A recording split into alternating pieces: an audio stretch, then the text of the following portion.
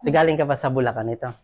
Hindi, dito lang po sa Manila. Uuwi Dito po na. dapat ako doon kung wala po ako nakuha ang schedule. Doon ka magpapagawa. Magbe-birthday kasi ako this week. Advance happy birthday. Okay, sige. So, kailangan maganda yung hair mo sa birthday mo. Yung gusto mong balayage, full balayage yung last na ginawa ko sa'yo, ha?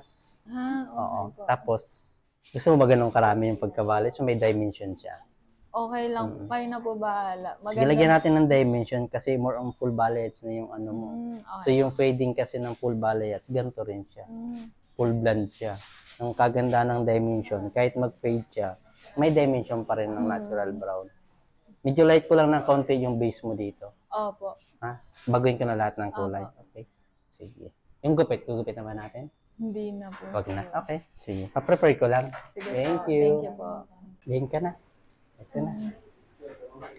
Ready nang gumala mamaya. Yes. Panggala na talaga to. Opo. Ayan na. Ganda. Full balayage yung ginawa ko pero may dimension pa rin siya. Opo. Pan-twice na natin to, no? Ayan. Opo. Sulit ba? Sulit. Babalik pa po ulit. Pabalik-balikan. Ayan. Ang ganda ng pagka-ash niya. Oo nga.